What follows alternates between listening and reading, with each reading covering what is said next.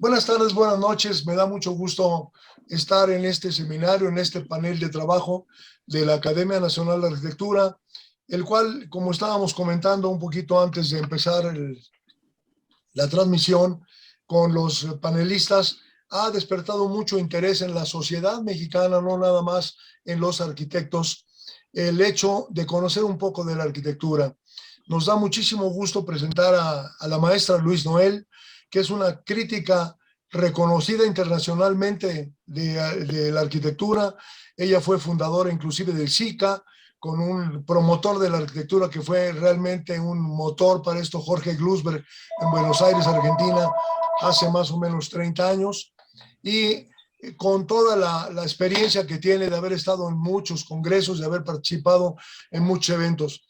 Me da muchísimo gusto ver a Miquel Adrià, también, que es el director de la revista Arquine, que esté con nosotros ahora participando en este panel. A Iván San Martín, que es un crítico reconocido internacional y nacionalmente, y sobre todo me da muchísimo gusto ver al gran conversador y ahora moderador, que es Lorenzo Rocha, que estoy seguro que le pondrá mucha salsa a este panel, porque ha despertado mucho interés. La realidad es que en este momento ya podemos ver en pantalla a cerca de 20 participantes. Veo y con mucho gusto al presidente del capítulo de la Academia en San Luis Potosí, Manuel Villar, me da mucho gusto verte, el de Puebla, Fernando Rodríguez Concha, de Morelos, Gonzalo Arenas, y podía mencionar a muchos presidentes. Me da gusto ver también al exdirector de la Facultad de Arquitectura, Jorge Tamés Bata. Te saludo, mi Jorge, con cariño. Y para no pasar más que la bienvenida y el agradecimiento a Miquel, a Iván San Martín, a Lorenzo Rocha y desde luego a mi queridísima maestra Luis Noel Gras por participar en este evento. Dejo la palabra en manos del arquitecto Antonio Gallardo, secretario general de la Academia, para que empiece la conducción de este interesantísimo panel de trabajo, dándoles las gracias por su participación y esperando que no sea la única, que podamos organizar más paneles como este de discusión para poder seguir llevando la arquitectura mexicana y la arquitectura internacional y la crítica sobre todo no nada más a los arquitectos, porque estamos muy dados a hablar de arquitectos, de arquitectura para arquitectos, y esto se está difundiendo a nivel sociedad, que ha habido una gran participación. Adelante, secretario Antonio Gallardo, por favor, con este panel. Muchas gracias. Buenas tardes a todas y a todos, México. Buenas noches allá en España. Es un gusto participar en esta sesión. Voy a continuación a leer una breve semblanza de los panelistas del día de hoy. Luis Noel Gras es investigadora en el Instituto de Investigaciones Estéticas y profesora de la UNAM, secretaria técnica del Comité de Análisis para las Intervenciones Urbanas, Arquitectónicas y de las Ingenierías en Ciudad Universitaria y los campus de la UNAM. Miembro de la Academia de Artes, del Comité Internacional de Críticos de Arquitectura, de ICOMOS, de DOCOMOMO y académica honoraria de la Academia Nacional de Arquitectura y de la Academia Nacional de Bellas Artes de Argentina. Autora de Arquitectos Contemporáneos de México, así como de monografías sobre Ricardo Legorreta, Luis Barragán, Agustín Hernández, Enrique del Moral y Mario Pani. En 2011 obtuvo el premio Jan Schumi, otorgado por la Unión Internacional de Arquitectos. Ha dictado cursos y conferencias en diversas universidades en diferentes países, además de haber escrito capítulos en libros en varios idiomas, además del español. Bienvenida, Luis. Nos acompaña Miquel Adrià, arquitecto por la Escuela Técnica Superior de Arquitectura de Barcelona y doctor en arquitectura por la Universidad Europea de Madrid. En 1994 se trasladó a México y desde entonces compagina práctica, docencia y crítica.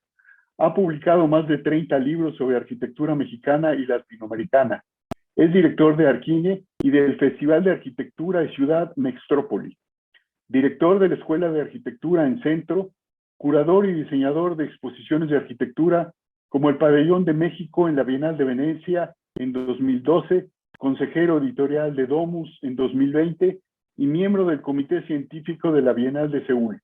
Autor de libros de arquitectura mexicana y latinoamericana como México 90, una arquitectura contemporánea, Abraham Zabludovsky y la vivienda, Alberto Calach, Teodoro González de León, Obra Reunida, entre muchos otros.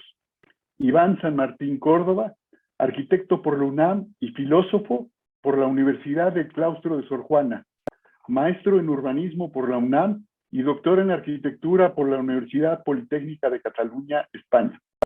Desde 2001 es investigador titular en la Facultad de Arquitectura de la UNAM, donde es profesor de licenciatura y posgrado.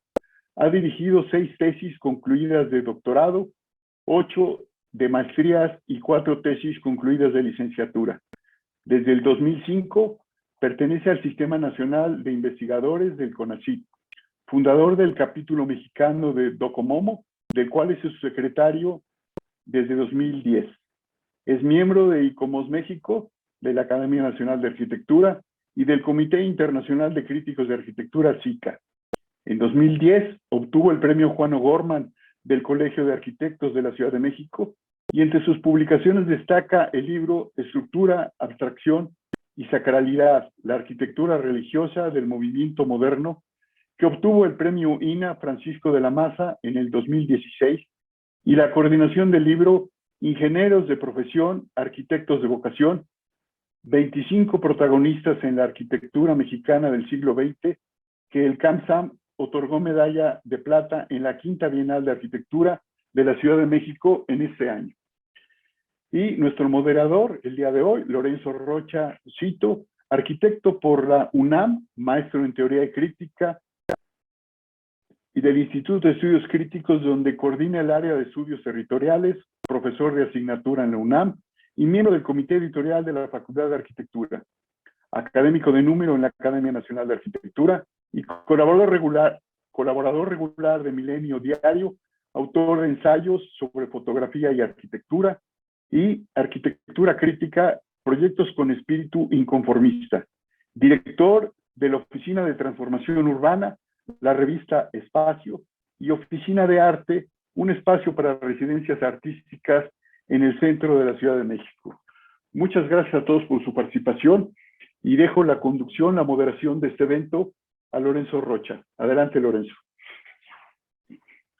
Bueno, pues yo agradezco en primer lugar a la Academia, a su presidente, el arquitecto Regadas, a su secretario Antonio Gallardo, por pues la oportunidad, el privilegio de poder compartir el día de hoy una conversación con ustedes y con personas tan destacadas en el medio de la arquitectura como la maestra Luis Noel, como el doctor Miquel Adrià, como el doctor Iván San Martín, quienes pues no necesitan realmente mayor presentación, y a quienes he interpelado, digamos, para que nos digan cuál es su visión acerca de la crítica desde las actividades que ellos desarrollan como escritores, como profesores, como investigadores, como miembros de organismos internacionales.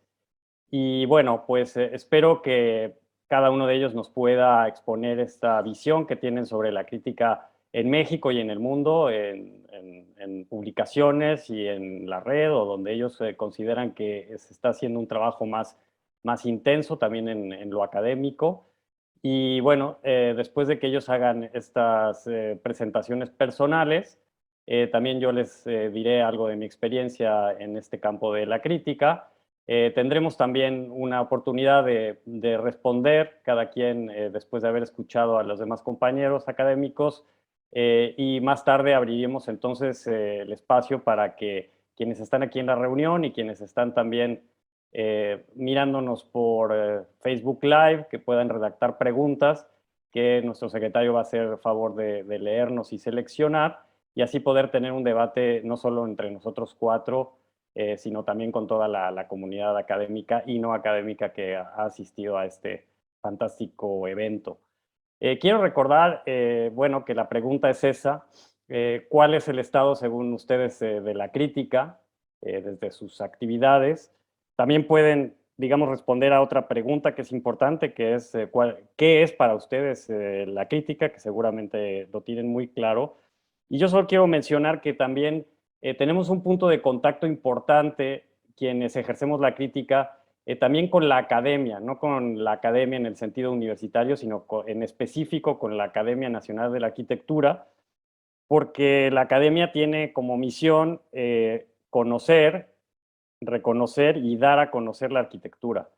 Y una crítica responsable, una crítica profesional, pues es similar a esos objetivos de la academia. Es una crítica que sea útil para mejorar la arquitectura, para dar reconocimiento a la arquitectura que se considera de calidad y también para difundir el pensamiento arquitectónico. Entonces, pues considero yo que los críticos, las críticas tenemos un contacto directo y debemos de estar trabajando constantemente con la academia como asociación, pero también con la academia en su sentido amplio, con todas las personas que se preocupan por realizar estas actividades de conocimiento en torno a la arquitectura y el urbanismo. Así que, pues, sin más que decir, me gustaría escuchar la presentación que nos ha preparado la maestra Luis Noel, a la cual aprecio mucho y le doy la palabra.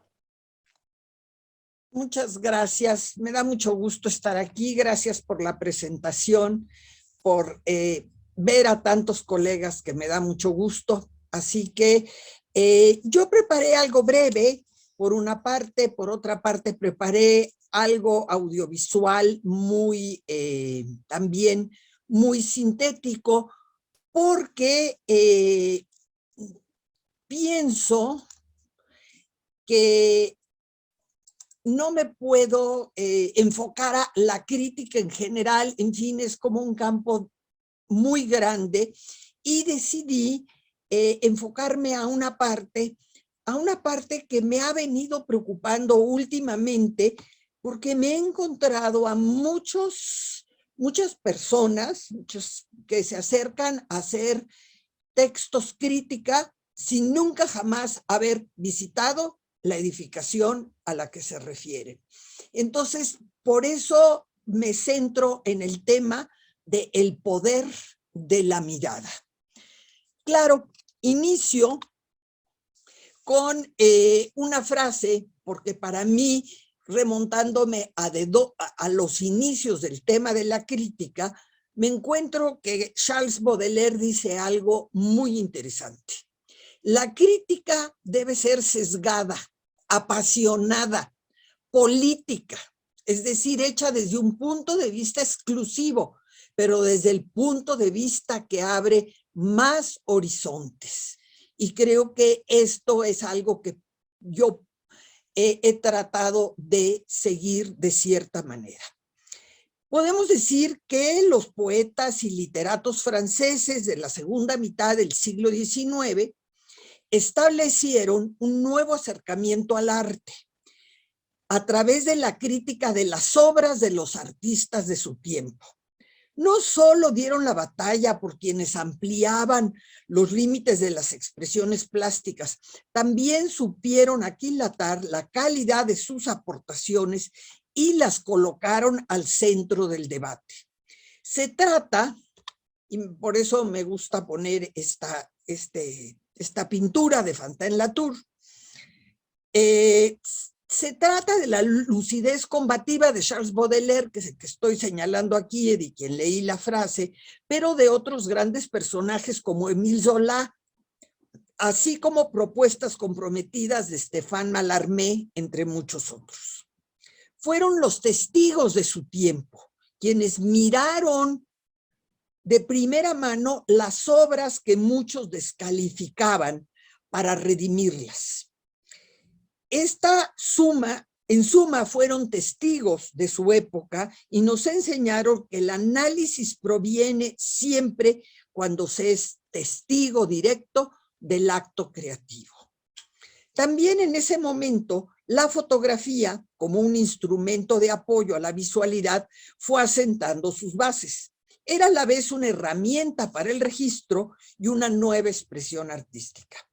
Sin embargo, resulta fundamental apuntar que, como mecanismo de examen, nunca debiera suplantar la observación directa de la obra de arte.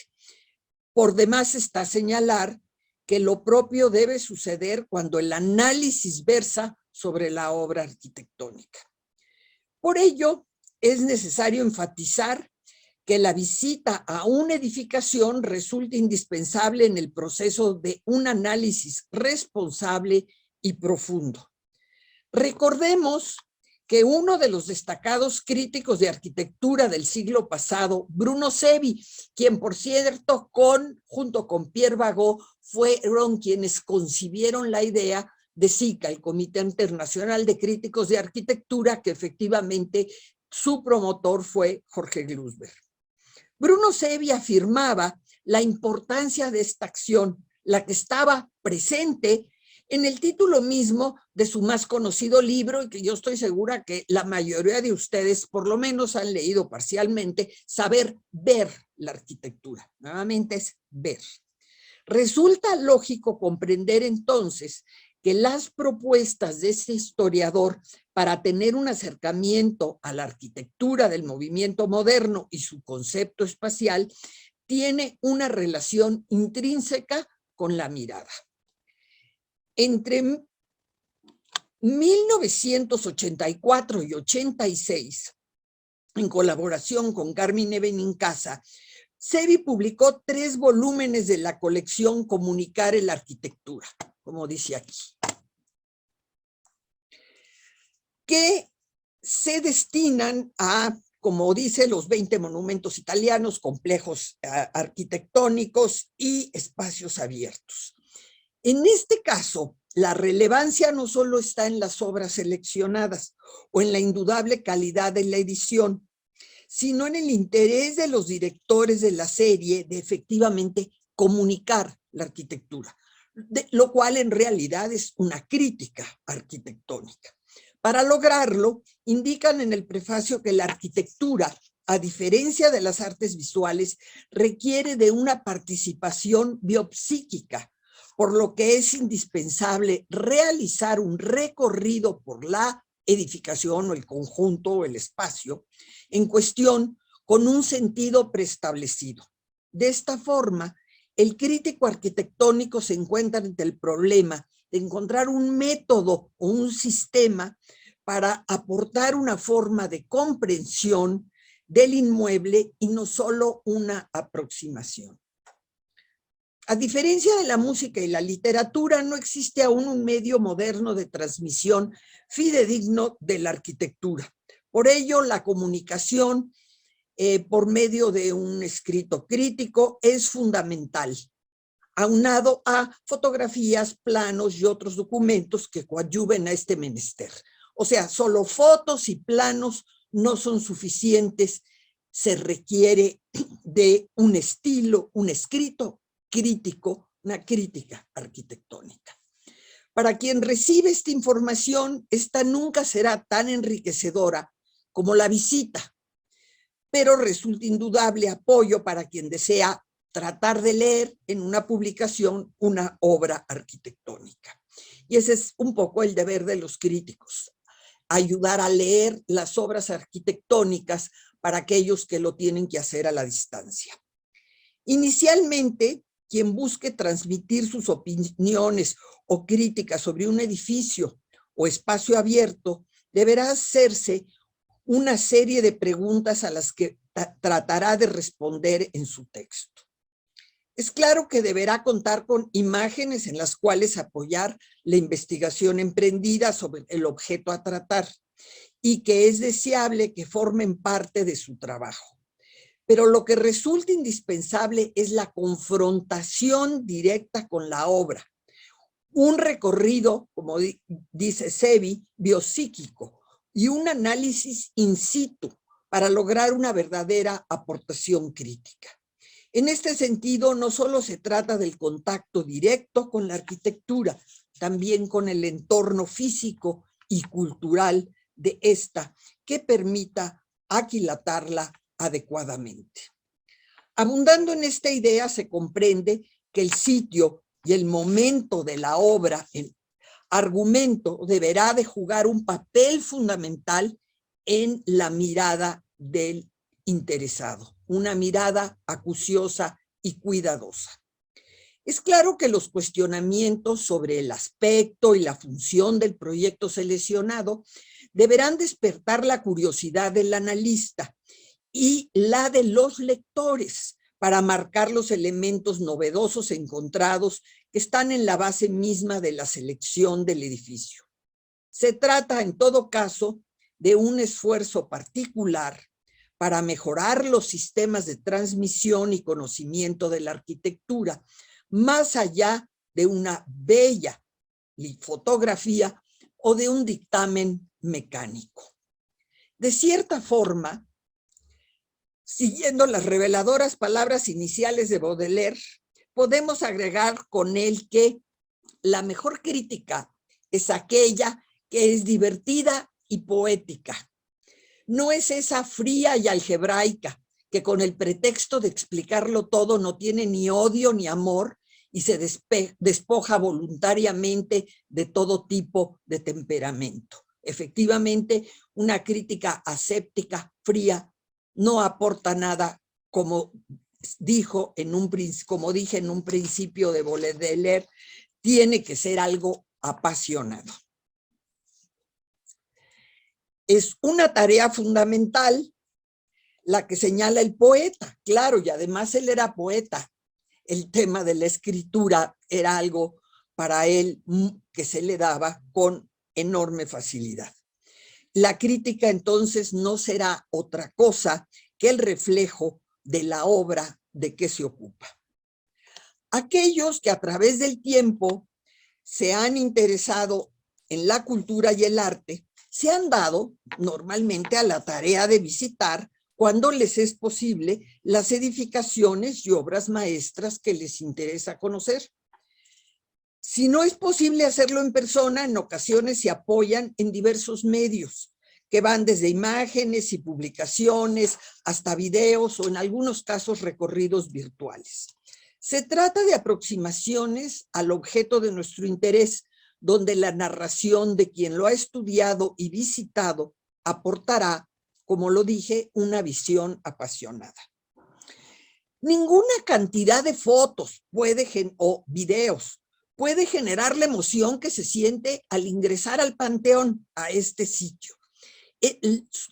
Esta sensación espacial que aísla al visitante de la multitud para sentir esta inmensidad espacial.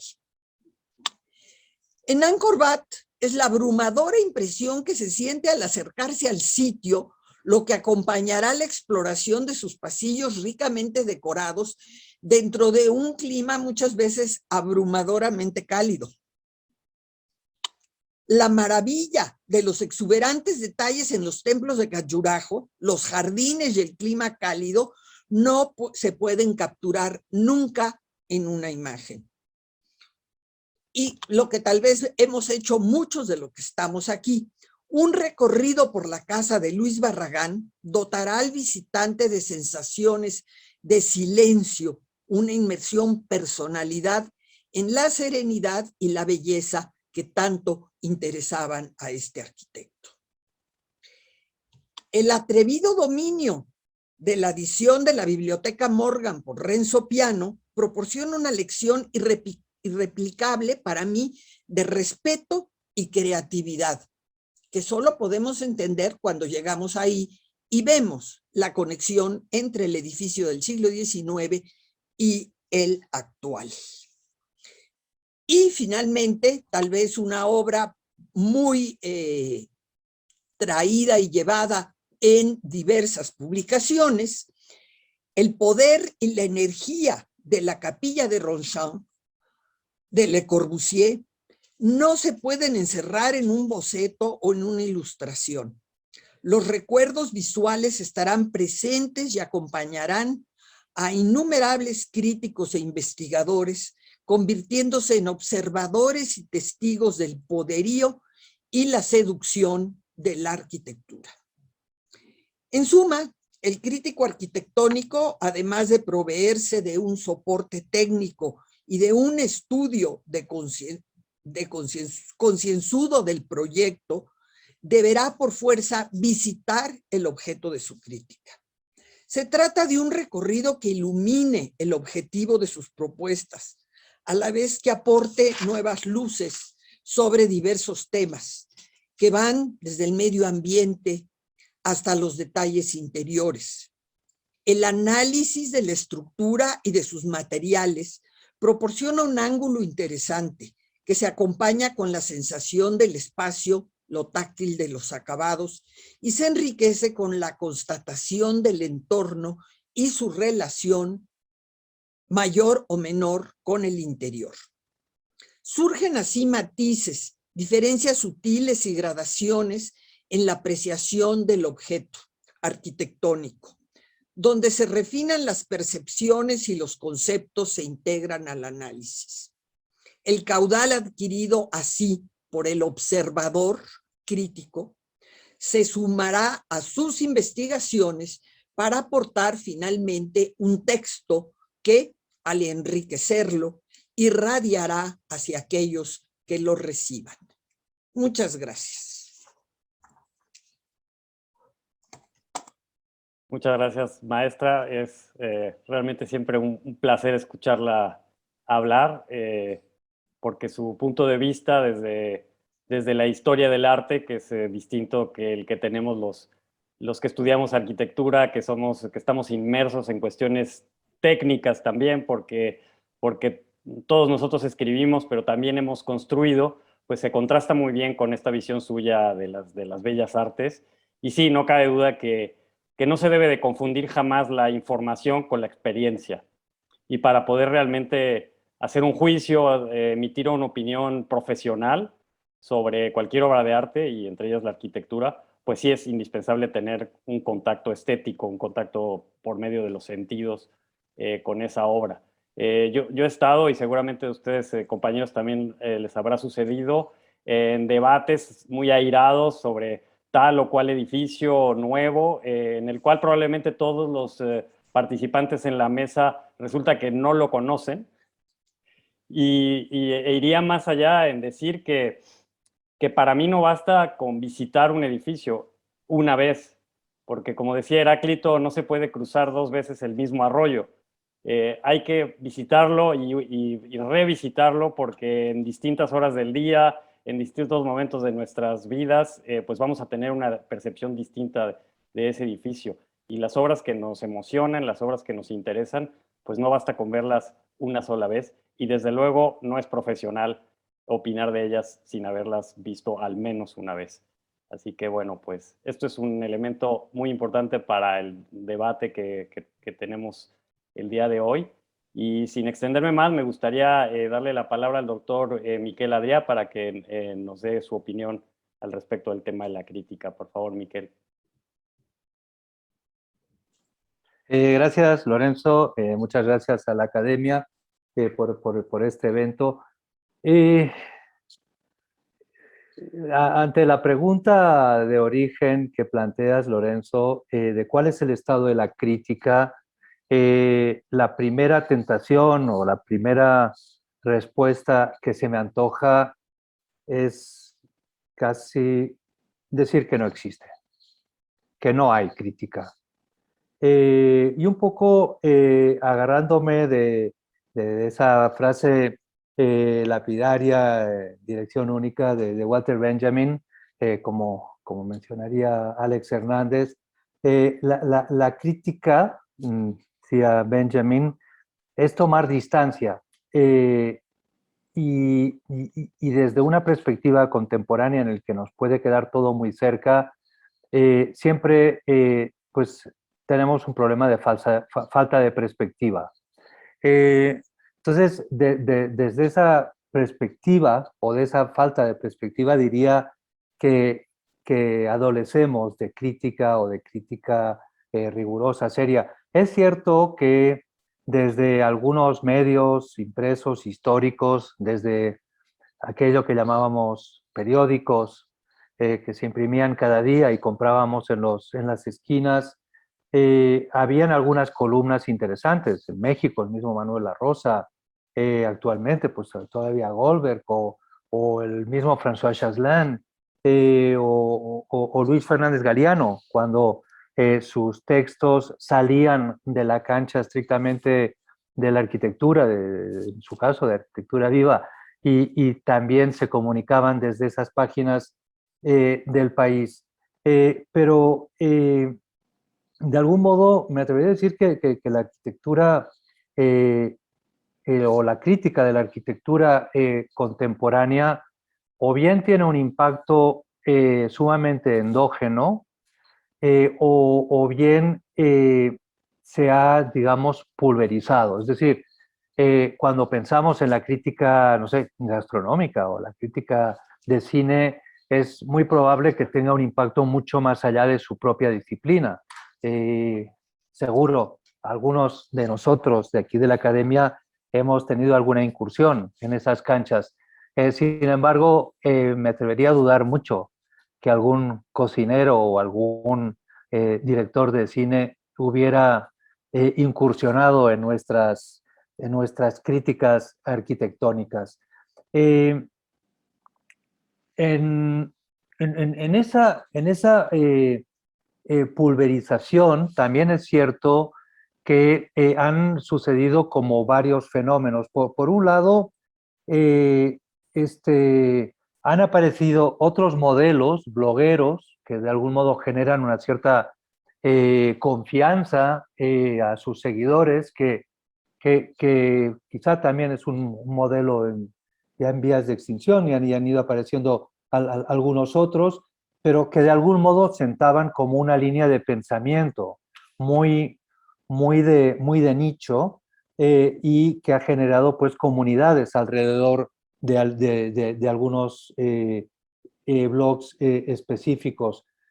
También es cierto que el modelo, digamos, de la crítica más o menos académica, de corte descriptivo, culto, que nos ayuda, nos acompaña, nos pasea por el edificio, nos acerca, ha tenido muy buenos ejemplos, pero son más los tediosos que los realmente atractivos. Son pocos aquellos que nos dejan atrapados en la lectura, como aquella famosa lectura de Pep Ketglas llegando a la Ville Savoye y que después de leernos casi por 40 minutos prácticamente termina y todavía no hemos entrado a la casa y nos deja absolutamente atrapados, ¿no?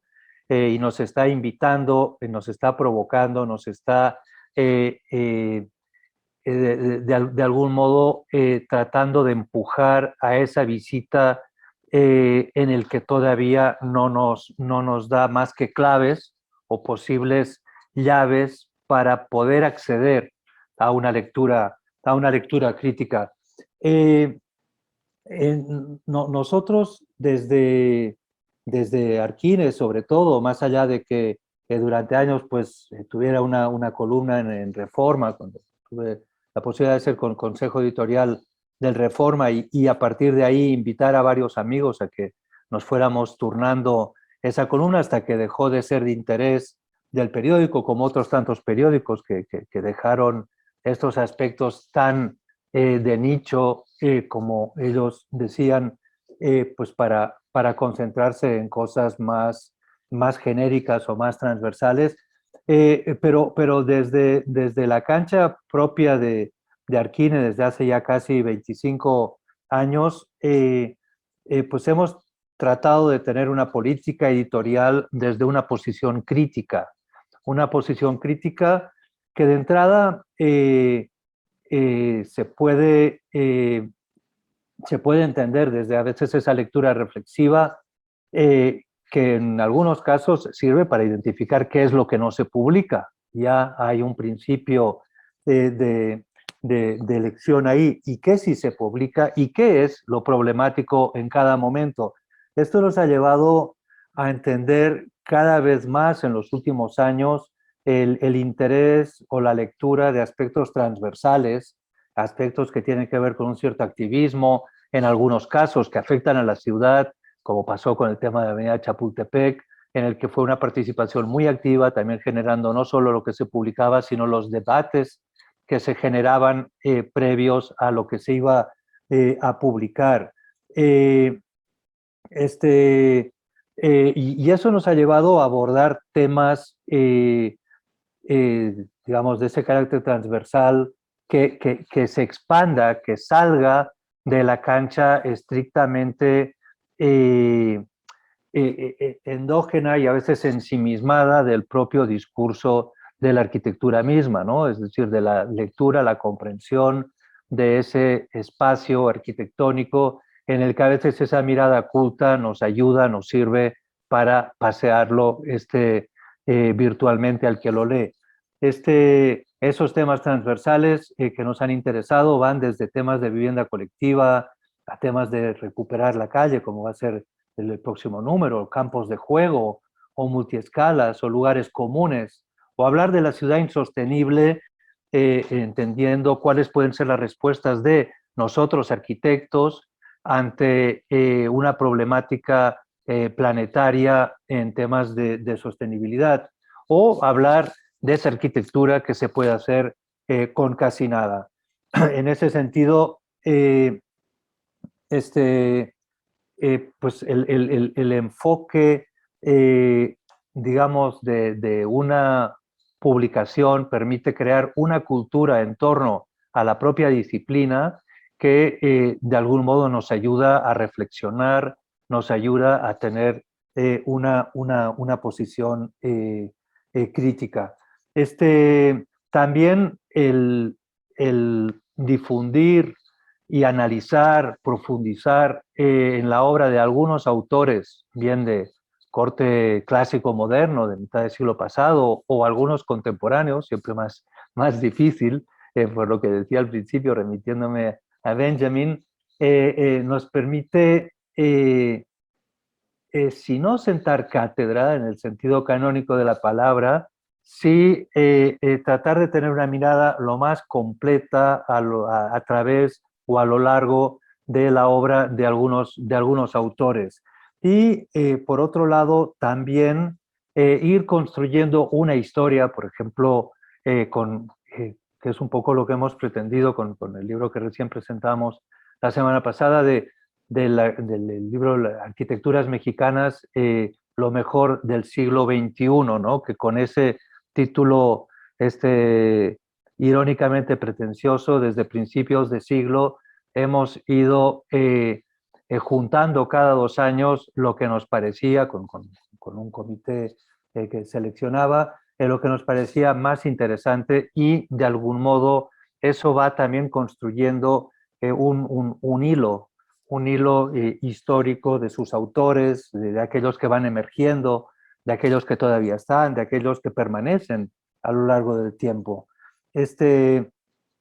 Ni que decir también que pues, desde una cancha, digamos, más académica y para mí también más cómoda por la perspectiva que nos da, me parece relevante todo ese esfuerzo, poco en la línea de Colin Rowe, ya, en el que podemos deshojar, podemos analizar la obra de algunos autores en relación a su tiempo, en relación a su trayectoria, en relación a su lugar, sus influencias y sus referentes, que de algún modo, pues eso también, sobre todo desde soportes más atemporales, como sería finalmente pues, los libros, es donde esa crítica más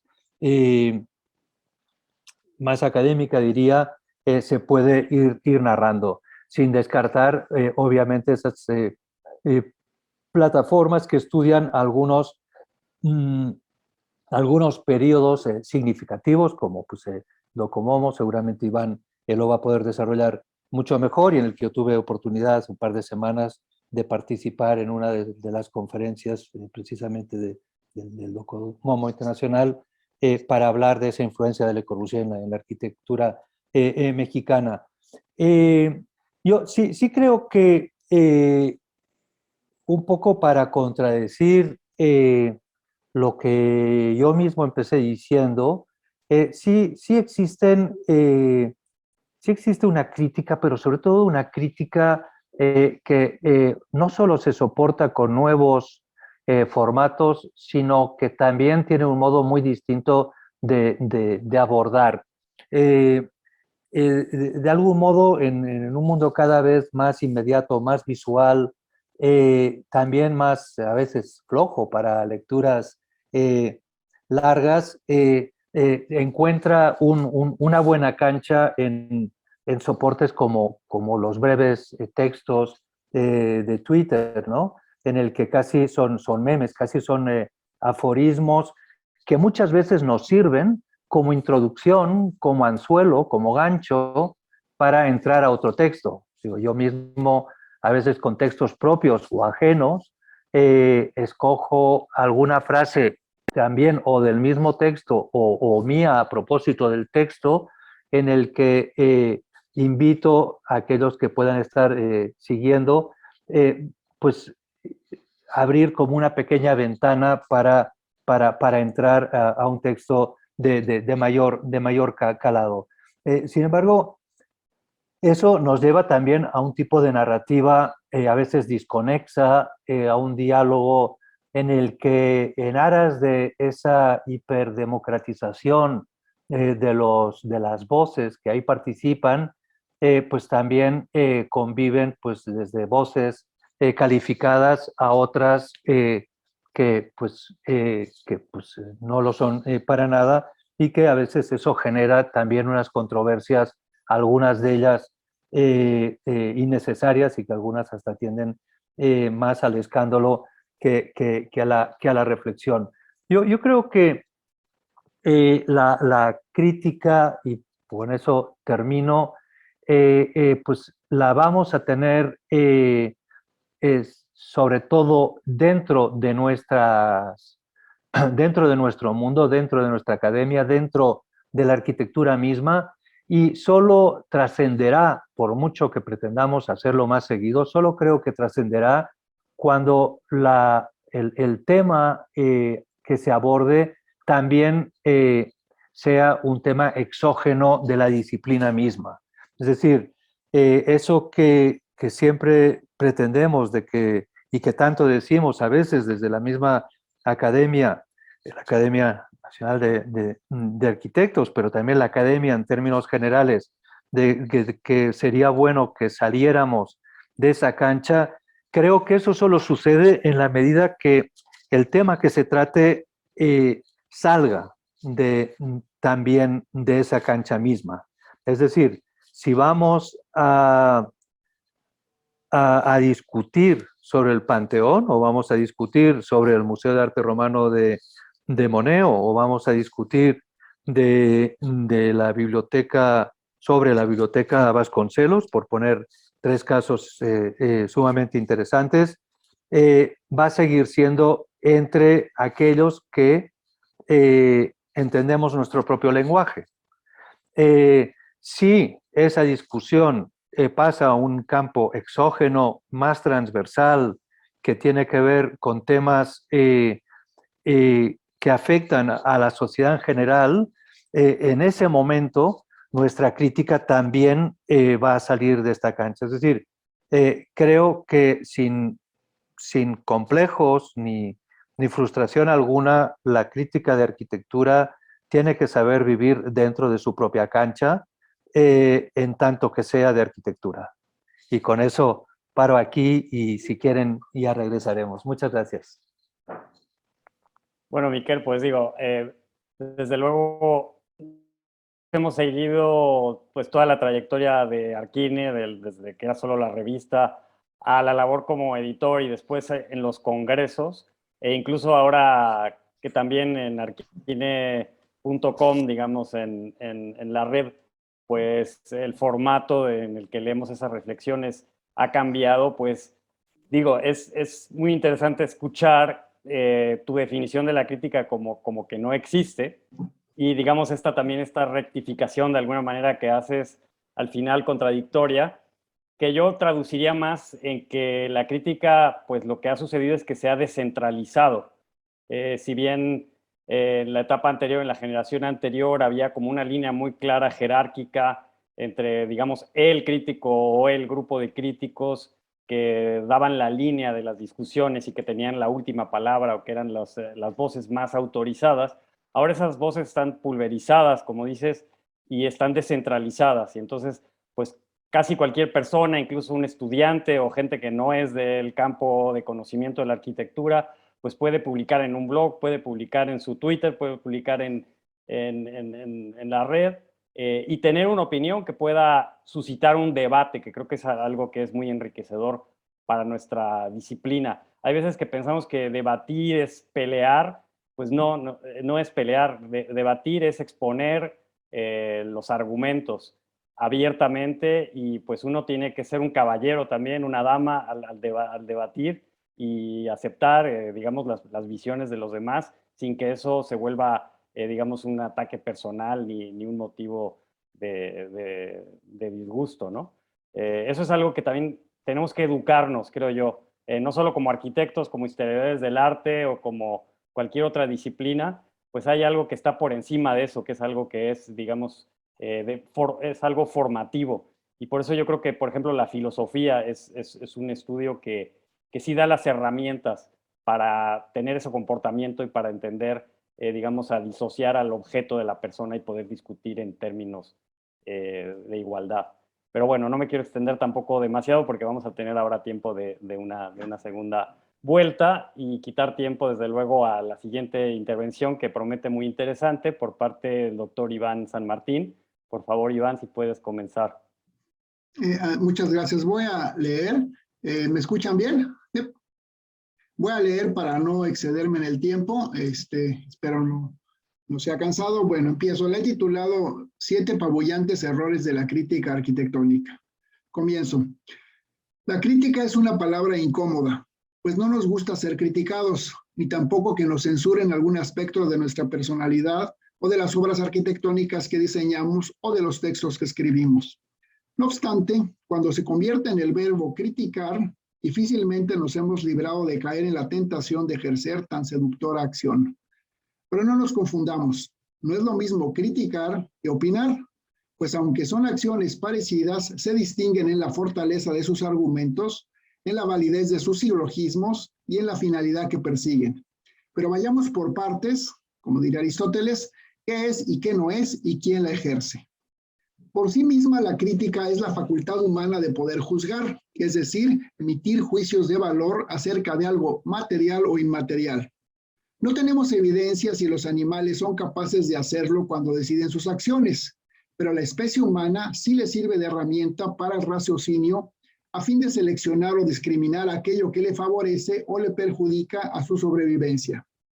Pero para poder juzgar se requiere tener un punto de vista de determinada situación, es decir, conceptos extraídos de experiencias vividas o aprendidas, y esas vivencias han formado parte de nuestra vida. Y con ello se completa así la tríada que hacen posible la crítica: juicios, conceptos e historia, retroalimentándose entre sí dinámicamente. En arquitectura, la crítica puede ser profesional o no, depende de quién la ejerza, pero en cualquier caso estará presente esta tríada, se reconozcan o no sus componentes. La crítica de los usuarios de las obras construidas constituye un buen ejemplo de una crítica no profesional, pues ellos emiten un juicio de valor basado en sus ideas sobre el modo de habitar y por sus experiencias vividas en esos espacios. Esas críticas son extremadamente válidas y certeras, pues provienen de las otras 2 variables que le sirven de argumento para la conclusión valorativa. También la crítica profesional requiere idealmente de esta triada, solo que sus otros 2 componentes los reconocemos por otros nombres: teorías e historias de la arquitectura. Pues todo juicio profesional se apoya en una reflexión histórica y en un sistema de ideas y valores que llamamos teoría de la arquitectura. Ambos componentes, historia y teorías, se utilizan como argumentos racionales para demostrar la validez o falsedad de un silogismo. Ejemplo, si la obra A es poco eficiente, porque no cumple con la teoría B en un determinado tiempo C. Sea así para juzgar desde nuestro presente edificado o bien para recuperar los juicios del pasado, como hace la historiografía de la crítica. De este modo, toda crítica profesional deberá estar argumentada lógicamente, pues si falla uno de los componentes se convierte en mera opinión, que no podría comprobarse, es decir, doxa, como decía Platón. Si se emite un juicio, se deben brindar argumentos teóricos desde una determinada perspectiva histórica. Aquí no cabe nada de me cae mal ese edificio, me cae gordo. La crítica profesional anida en el imperio de la razón por lo que cualquier juicio sin argumentos lógicos y emitido desde las puras entrañas se convierte en una mera opinión, válida como una posibilidad de expresión humana, pero inútil en términos profesionales y en el ámbito epistemológico. Uno de los pocos campos donde podemos constatar el ejercicio de la crítica es dentro de las aulas del taller de proyectos, donde el alumnado desarrolla una aproximación al proceso de diseño frente a los intelectos de sus profesores. Los y las alumnas exponen ávidos los porqués de sus decisiones proyectuales y esperan una crítica profesional. Si el asesor solo les dice, pues no me late, búscale, muévele, sin argumentarlo desde tal teoría o perspectiva histórica, entonces solo vierte meras opiniones que son estériles para el crecimiento educativo del estudiante. Pero si por el contrario el profesor argumenta su juicio demostrando su eventual asertividad con base a tal teoría compositiva vigente en ese momento histórico, entonces el alumnado crecerá intelectualmente en su formación profesional. Huelga decir que en nuestras escuelas y facultades abundan tanto buenos profesores críticos como opinólogos asalariados. Ahora hablemos de la crítica profesional que se vierte de manera escrita y en la que me voy a concentrar en los minutos restantes. Quiero distinguir al menos dos fértiles campos donde se ejerce: en el mundo académico y en la divulgación de la cultura arquitectónica. En el primero, quienes estamos inmersos en el mundo universitario, estamos acostumbrados a las críticas de nuestros artículos, capítulos, textos, ponencias, seminarios, etcétera, muchas de ellas anónimas en ese modelo que llamamos doble ciego. Desde luego, ello no evita el desagrado que nos causa recibir las críticas hacia nuestros textos, pero finalmente terminamos acostumbrándonos, pues sabemos que al final el beneficio será para la calidad del propio texto publicado. En mi paso por 7 años como editor fundador de la revista Academia 22, me encontré con colegas que se sentían como una afrenta personal el recibir alguna crítica hacia sus artículos, que de inmediato retiraban su texto. Desde luego, siempre respeté su decisión. Estaban en su derecho, pero sin duda disminuyó mi estima académica hacia ellos. Pues si en el ámbito universitario no estamos impuestos a recibir la crítica académica, endeble crecimiento intelectual podremos augurar. En lo personal, cuando recibo dictámenes desfavorables de los textos que escribo, prefiero esperar un par de semanas a que se disipe la natural molestia y luego revisarlos con la cabeza fría, pues siempre termina el dictaminador teniendo la razón. El segundo campo de la crítica es la divulgación arquitectónica, la cual no suele ser anónima, sino que está firmada por colegas que inclusive uno conoce y estima. Se requiere una gran madurez profesional para aceptar las críticas, aunque muchas de ellas son meras opiniones, causadas por emotividades subjetivas o por intereses ajenos al encomiable ejercicio de la crítica informada. Pero tampoco nos desgarremos las vestiduras. No solo es privativo del ámbito arquitectónico, pues en los ambientes de producción plástica, cinematográfica, dramatúrgica o musical ha ocurrido algo similar. Amistades duraderas y relaciones sentimentales se han roto para siempre por opiniones sin argumentos. Somos humanos y nos gobiernan los dos caballos del carro alado, recordando aquel célebre pasaje platónico. La crítica puede abordar muchos aspectos de la obra arquitectónica: su morfología, funcionalidad, imagen urbana, propuesta estética, su eventual artisticidad, estructura, sistemas constructivos, factibilidad económica, compromiso social, impacto ambiental, etc. También puede especular sobre la prefiguración del proyecto y las decisiones que llevaron a sus autores a su configuración final. Pero también puede analizar la refiguración que elabora el usuario con su experiencia diaria en la obra, apoyándose en disciplinas como la psicología ambiental, sociología, fenomenología y la semiótica. Todos estos ámbitos de la obra pueden abordarse o escoger tan solo uno de ellos en una crítica. Lo recomendable es evitar alguno de los 7 errores más comunes de la crítica y que brevemente enunciaré ahora. 1. El anacronismo. Uno de los errores más comunes de un crítico o crítica consiste en esgrimir un juicio soportado por sistemas de pensamiento que no fueron contemporáneos a la obra en cuestión. Parece una obviedad, pero es demasiado común. Arquitectos funcionalistas que juzgaron estéticamente el pasado ultrabarroco o críticos postrevolucionarios que arremetieron contra las obras sociales y educativas del régimen porfirista. Recordemos lo que se enunció al inicio. Los juicios se nutren de teorías temporales y perspectivas históricas, y por ello se debe ser muy cuidadoso para evitar estas lecturas anacrónicas. 2. La ideologización. Todos vivimos inmersos en una realidad política que se expresa en leyes, normas y acuerdos que rigen nuestra vida en sociedad. Dentro de esta realidad existen variadas ideologías con las cuales sentimos empatía o antipatía y que nos sirve para expresar nuestras opiniones individuales desde nuestras inescrutables y soberanas entrañas. Pero la crítica profesional solo puede servirse de la ideología cuando ella le permite explicar las decisiones proyectuales de las obras públicas, pues censurar porque emotivamente se aplaude o se rechaza una determinada gestión pública solo obnubila el raciocinio. A nadie le interesan las filias y las fobias del presunto crítico. Lo que interesa es que demuestre con argumentos lógicos el por qué una decisión proyectual proviene de tal o cual ideología y cuáles fueron las consecuencias en el diseño. 3. Ética y moral. Un error cotidiano consiste en anteponer nuestros prejuicios morales y limitaciones éticas cuando emitimos una crítica arquitectónica, ya sea de una obra construida o hacia un autor en particular. Solo nos interesa la moral de un entorno social cuando sirve para explicar las decisiones proyectuales de una obra, es decir, la moral como un componente social, pero jamás para convencer al lector de que una obra es inmoral o mala, pues nuestras creencias y devociones no le interesan a ningún lector o usuario.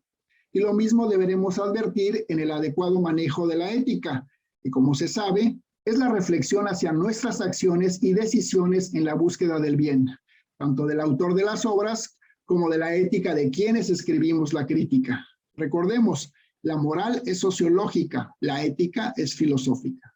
4. La ontologización.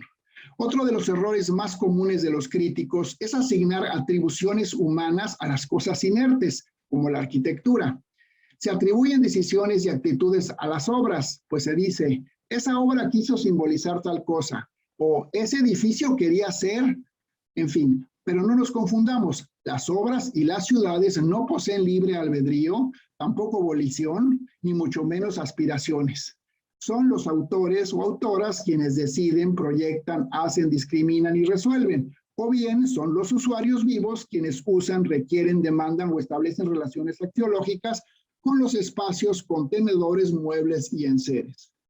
5. La biologización. Otro de los errores recurrentes en muchos textos críticos y académicos en general es asemejar la arquitectura a los poderes de los seres vivientes. Decimos que nace, que muere, que vive, que las esquinas gritan o que los edificios cantan. Hacerlo en un sentido literario o poético, como lo hizo el gran Paul Valéry, es sin duda estimulante y hasta puede servirnos pedagógicamente para emocionar a nuestros alumnos. Pero utilizarlos, ese símil biológico de manera argumentativa, me parece a mí impreciso. Recordemos que este tipo de analogías biologizantes provienen de las improntas darwiniana y sobre todo spenceriana, pero no se puede confundir lo viviente con los bienes inertes. Una casa no se muere, se desploma. Somos los humanos, los animales y las plantas quienes perderemos la vida en los espacios que habitamos. La arquitectura permanece, no sobrevive. Por ello, es inexacto hablar en términos como evolución, pues en arquitectura no hay un genoma que oriente a la selección natural. 6. La adjetivación.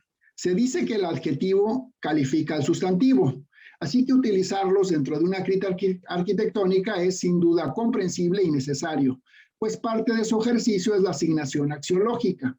Pero adjetivar en demasía sin argumentos que lo soporten solo es conducirnos a un camino superfluo y retórico que solo califica sin explicar los porqués, sin desmenuzar el argumento, sin abonar a modificar el estado del arte. Y peor aún, cuando se usan en exceso o cuando se convierten en adverbios, lo cual puede ser válido en la creación literaria, pero no en una crítica profesional. 7. y último, los absolutismos. El crítico puede creer que solo existe una única definición de arquitectura de validez universal. ¿Puede acaso asumir que toda la arquitectura es considerada un producto artístico y puede incluso sostener que solo ha existido una definición de arquitecto?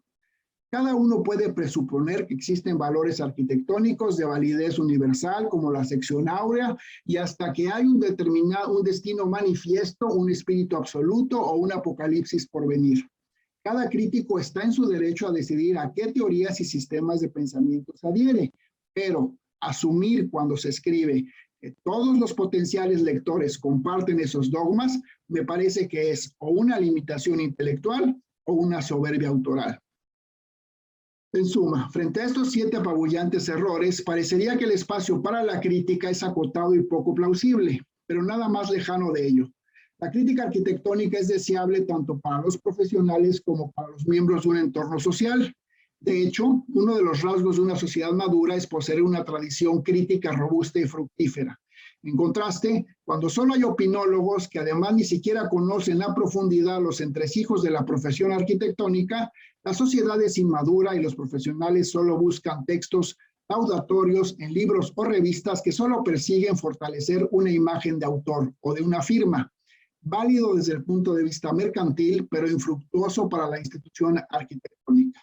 Termino. Desde luego, sería inocente creer que una crítica no persigue fines personales o de grupo. Siempre existen varios niveles de lectura en un texto crítico, histórico o teórico. Siempre hay una hipótesis subyacente que se pretende demostrar. Esto es válido, pues la objetividad absoluta solo existe como un ideal metodológico. El acierto es que los principales fines que se persigan sean epistemológicos, pues solo así sirve para avanzar la ciencia. Si decidimos escribir una crítica de una obra arquitectónica es porque los hallazgos intelectuales que arrojaremos servirán a muchas otras obras y profesionales o situaciones semejantes. ¿Que es muy difícil escribir una buena crítica? Sí, en efecto, lo es. Pero ¿quién dijo que era fácil? Lo que trasciende es difícil. Gracias por su atención. Bueno, Iván, pues muchas gracias a ti, desde luego. Fuera de broma, he tomado nota porque yo que soy un arquitecto escribiente, o sea, no me considero un crítico, sino un arquitecto que escribe, pues voy a revisar algunos de mis textos anteriores y veré cuántos de los 7 errores he cometido. Espero no haber cometido demasiados de ellos en un mismo texto. Yo he hecho hasta 8, para que te sientas bien. Bueno, pues sí, digo, es muy útil realmente que alguien con la lucidez que tienes tú pueda hacer un desglose, ¿no? de estas maneras de escribir, que desgraciadamente es lo que encontramos más común, porque pues el que tiene la pluma no necesariamente tiene la formación ni la profesionalidad para poder realmente expresar sus ideas sin de alguna manera atropellar cualquiera de estos fundamentos que son básicos para elaborar un discurso que sea coherente, ¿no? Bueno, pues antes de que regresemos, me gustaría que pudiéramos dar otra vuelta de comentarios, habiendo escuchado las presentaciones de todos y de la maestra también. Regresaremos en el mismo orden. Yo simplemente les quiero contar, digamos, el origen de esta reunión.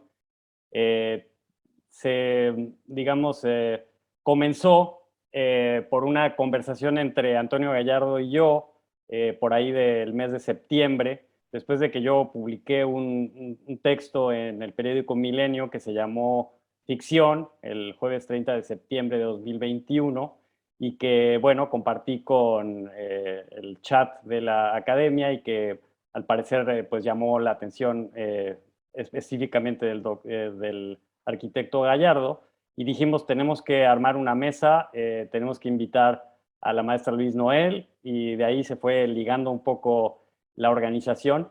Y entonces quiero hablarles un momento sobre ese texto del que surgió esta iniciativa, que hoy para mí está siendo realmente un gran placer.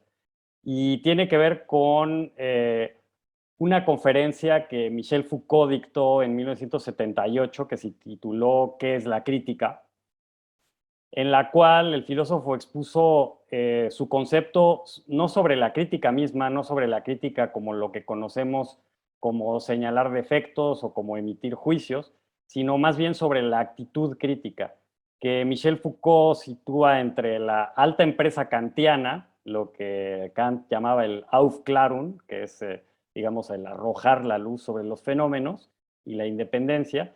Es una actitud que va entre esa alta empresa kantiana y pequeñas actividades polémico-profesionales, digamos, la crítica de todos los días, esas críticas pues parciales que hacemos todo el tiempo, señalando los defectos de las obras y de los fenómenos urbanos que observamos cotidianamente.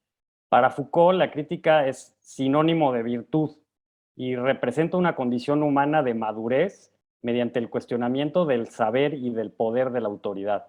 Eso es parte de lo que decía Kant.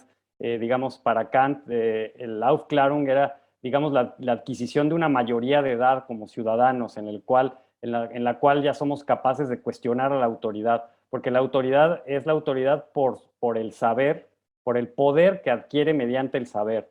Y la mayoría de edad del ciudadano, del ser humano, es ese poder, digamos, coraje para poder cuestionar la autoridad. Yo hago la crítica desde la teoría. Muchos de mis textos no reseñan realmente edificios, no hablan particularmente de situaciones urbanas de la Ciudad de México o de la ciudad donde vivo, en Bilbao. Son reflexiones teóricas. Pero pienso que la teoría de la arquitectura se ha ido separando de la crítica a medida en que ha crecido dentro de ella, dentro de la crítica, esta cantidad de autores con una tendencia hacia lo críptico, que se empeñan en utilizar premisas importadas de disciplinas como la neurología, la física y otras ciencias, cuyos conceptos son casi imposibles de relacionar con la construcción y el diseño. Con ello, en lugar de contribuir a aclarar el estado de la disciplina arquitectónica y urbana, contribuyen en cierta medida a oscurecerla. El teórico mexicano Alberto Pérez Gómez escribió en 1985 en su célebre libro La arquitectura en tiempos de la crisis de la ciencia moderna, la siguiente opinión. Él dice: la teoría de la arquitectura, al ser convertida en ficción, se transformó en una lista de reglas operativas, en una herramienta de carácter exclusivamente tecnológico. Según la teoría, el mayor objetivo del arquitecto es construir del modo más económico y eficiente, evitando cuestionarse el porqué de la construcción y la justificación existencial de dicha actividad. Fin de la cita. Esa pregunta existencial que se hace Pérez Gómez, el por qué, es esencial para el análisis de la arquitectura y de la ciudad. De otro modo, es muy difícil encontrar puntos de anclaje para realizar una crítica productiva que mejore las condiciones de ambas actividades. Porque, digamos, si nosotros escribimos y difundimos nuestro pensamiento, no es para otra cosa, sino para tratar de contribuir a mejorar las condiciones de esas actividades.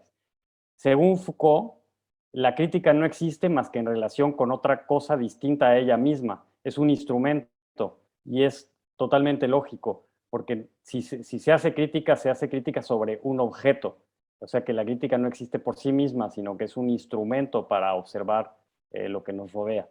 Si combinamos esta afirmación de Foucault con la de Alberto Pérez Gómez, encontramos que para esclarecer los fenómenos arquitectónicos y urbanos, y además adoptar una actitud crítica ante ellos, una actitud de madurez, es necesario apartarse lo más posible de la ficción. Pues ahora quisiera, si les parece, dar otra vuelta de comentarios antes de abrir hacia las preguntas que nos han llegado por medio del chat y también, también darle la palabra a algunos de nuestros compañeros o compañeras académicas que quieran opinar. Así que me gustaría escuchar de la maestra Noel, si quiere añadir algún comentario a lo que ya anteriormente nos compartió. Pues sí, me gustaría señalar dos cuestiones. Una, la primera, con respecto a un comentario tuyo, Lorenzo, que como no soy arquitecto, bueno, pues mis opiniones son de otra calidad o de otra envergadura. Yo no creo que Baudelaire necesitara ser pintor para decir lo que dijo, y que muchos críticos de culinarios no son cocineros y muchos críticos de teatro no son actores o bailarinas. Entonces, me pareció un poco cerrado, sesgado tu comentario. Un día, no diré quién, pero es académico, me dijo, tú no puedes hablar de arquitectura porque no eres arquitecto. Mi respuesta fue, impídemelo. Pero bueno, ya pasando eso, he seguido escribiendo sobre arquitectura, lo seguiré haciendo porque no veo por qué no lo haga o yo sepa menos que muchos arquitectos. 2, un poco algo que dijo Miquel y sobre todo que tú dijiste ahora, también aclararlo. Una crítica no es solo criticar, es analizar a profundidad. Sí, como yo repetí apasionadamente, con un cierto punto de vista que tú estableces cuál es tu punto de vista, pero no solo se señalan los defectos, también se puede escribir para señalar virtudes y para ensalzar o por lo menos señalar aspectos positivos de una obra.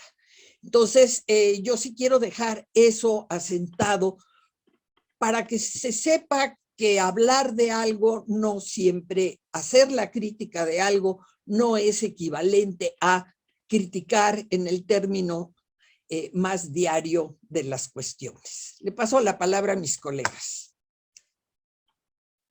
Adelante, Miquel.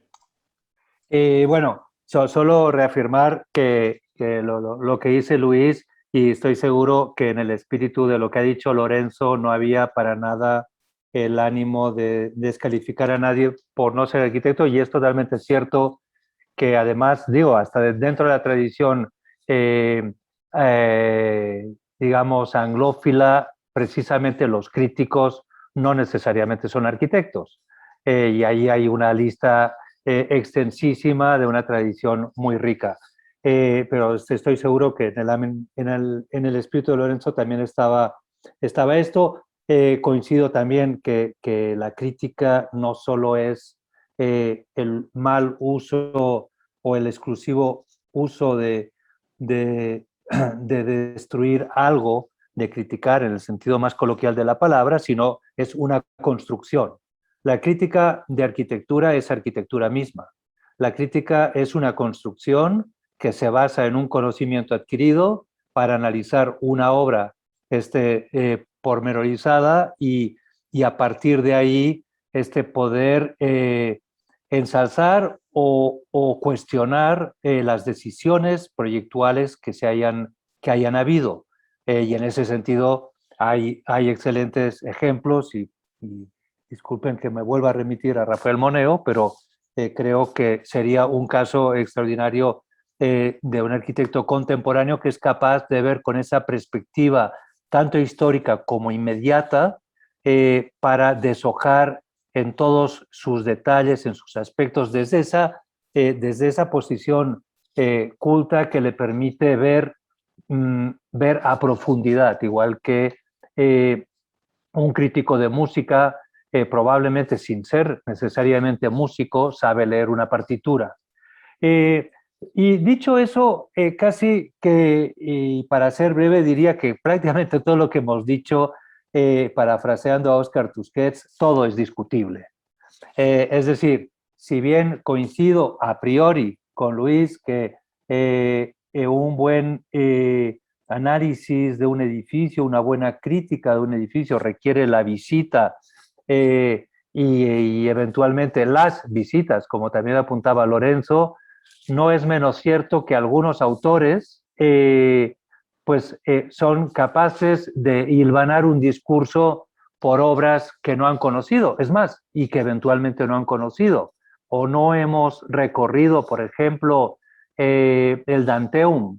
En el libro que escribió Jaume Prat, por ejemplo, hay todo un capítulo a propósito del Danteum, que obviamente nadie visitó, que es extraordinario y que también permite esa posible visita virtual con esas herramientas al alcance. Y también en el septeto que nos comparte Iván, que en principio me parece muy canónico y y del que deberíamos estar todos de acuerdo, creo que también nos permite cuestionarlo y digo, por el gusto de criticar, es decir, por el gusto de discutir y construir un discurso, creo que cualquiera de esos puntos podríamos seguir deshilachándolo y cuestionar. Es decir, hablar de la ontologización y limitarnos a no darle la palabra a un objeto inerte, como es la arquitectura, nos dejaría fuera de cancha al mismo Luis Kahn cuando le pregunta al tabique qué quiere ser.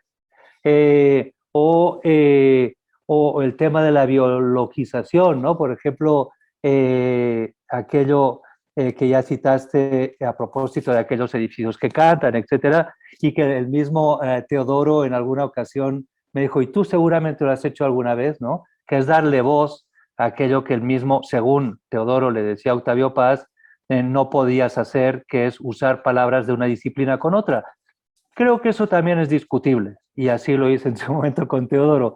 ¿Qué tan no es tremendamente útil hablar de una trombosis para entender, por ejemplo, lo que significa la Avenida Constituyentes en la Ciudad de México? Si eso nos facilita la comprensión, a mí me parece perfectamente aceptable. Y así nos podríamos seguir con otros muchos en términos hasta, por ejemplo, de no caer en absolutismos. Totalmente de acuerdo a priori, Iván, pero no es menos cierto que algunos autores, sin ir más lejos, Valerio Olgiati, con su arquitectura, su texto sobre la arquitectura no referencial, puede ser un ejercicio totalmente endógeno en el que no sale de su propio absolutismo, de su caja, de su torre de cristal, y solo así le permite construir un ejercicio intelectualmente interesante. Es decir, y aquí termino, creo que lo interesante desde la perspectiva crítica es que todo pueda ser discutible y que podamos cuestionar hasta digamos, los axiomas que de algún modo proponía. Adelante, Iván, por favor. Gracias. Yo me parece que todo depende de la finalidad que se persigue en un texto, ¿no? Todo depende. Inclusive puede ser válido la emotividad y la pasión que comentaba Luis, o este tipo de trasvases, ¿no? Que no solamente nosotros tomamos de la biología, sino también hay otras disciplinas que toman de la arquitectura. Los financieros hablan de una arquitectura, ¿no? Financiera, ¿no? Entonces, estos trasvases pueden ser, y desde luego si hay un sentido literario, retórico en el sentido de complacer y seducir al lector, me parece que es válido, siempre y cuando, desde mi humilde opinión, no se pierda el objetivo. Es decir, la finalidad es la parte epistemológica, que es mostrar algo que nos permite elevar nuestro conocimiento, en este caso de una obra arquitectónica o de un autor o de etcétera, ¿no? Si se pierde el camino, entonces sí creo que es un problema en la crítica. Si todo se queda en la pura metáfora biológica y nos vamos de trombosis a cualquier otro tipo de analogías biológicas, y al final terminan por ni siquiera explicar cuál es el objetivo y no se logra avanzar el estado de la cuestión, entonces me parece que es un problema. Todo depende, insisto, de que no se pierda la finalidad, ¿no? Los textos, por ejemplo, no sé, géneros como el ensayo, pues obviamente permiten mucho mayor emotividad y este tipo de trasvases, digamos, entre disciplinas, pero a mi juicio, si se pierde la finalidad, que es, insisto, epistemológica, a lo mejor demasiado canónico por mi formación, pues me parece que se extravía el camino, ¿no? Y también quería comentar otro aspecto. Me parece que no solamente esta ausencia o esta carencia o a lo mejor esta poca o mucha calidad de crítica arquitectónica que pudiera haber, me parece que también es compartida por el público en general, ¿no? Si bien aparentemente hay un interés del público por la arquitectura, pues me parece que no existe como existe, por ejemplo, entre los cinéfilos, que les gusta leer críticas de cine antes de ir a ver la película o después, o les gusta ir a leer crítica de música o crítica de danza o crítica de dramaturgia para poder, digamos, afianzar sus juicios sobre la obra que van a ver o que ya vieron. Me parece que en arquitectura no existe en la mayoría pues de los usuarios, digamos, de los no arquitectos o arquitectas o de cualquier otra profesión, todavía no existe esta reciprocidad, ¿no? Es decir, no veo un público ávido que quiera leer de una manera seria la crítica arquitectónica antes de ir a visitar un arquitecto. Me parece que está en ciernes y que acaso a lo mejor pues puede poco a poco irse fortaleciendo, es decir, no esta ausencia que a veces se encuentra uno aquí o en muchas partes del mundo, ¿no? Gracias.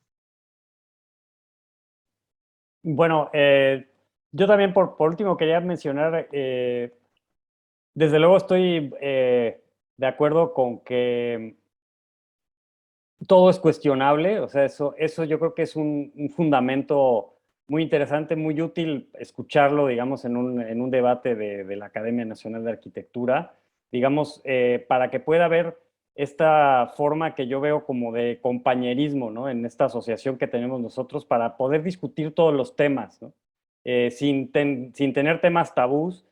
También podemos hablar de política, también la maestra Noel lo decía al principio, ¿no? La crítica también es una actividad política y yo pienso que, o por lo menos opero así de esa manera en cuanto a mi propia actividad de arquitecto escribiente, digamos, a nunca dejar de ver lo que es la materialidad específica del objeto que uno está observando, que está analizando. Entonces, yo probablemente puedo escribir acerca de un edificio que solo he visto en fotografías, siempre y cuando esté hablando de la materialidad específica de las fotografías y mencione con toda claridad que me estoy refiriendo y que estoy analizando y reflexionando frente a una imagen que estoy viendo. La cuestión es intentar, no, como decía al principio, porque me resultó muy enriquecedor escuchar la presentación de la maestra Noel, acerca de, digamos, de la necesidad de no confundir la experiencia con la información. Y una fotografía, pues, está transmitiendo una información, pero el estar mirando una fotografía también es una experiencia. No es una experiencia inmersiva de todo el cuerpo, no es una experiencia fenomenológica como la de visitar un edificio, pero es una experiencia visual que puede dar elementos suficientes también para un análisis. Ahora, no me quiero extender ya mucho en este comentario porque creo que es momento de aceptar preguntas del público. Ahí sí me apoyo en mi colega Antonio para que nos diga pues, por dónde empezamos, si por los asistentes aquí al Zoom o por las que están redactadas. Por favor, Antonio, ayúdanos con eso. Sí, cómo no, Lorenzo. De hecho, siguiendo en el Facebook Live, no existen preguntas y yo invitaría a quienes están conectados aquí en el Zoom que pudieran levantar la mano con el mecanismo de la propia plataforma para darles la palabra. Y si mientras van levantando la palabra me permiten, yo haría algunos comentarios que primero dan pie a esa respuesta que tú esperabas, que tú planteabas cuando platicamos hace algunos meses. De la importancia que tiene para la academia que haya también este tipo de eventos.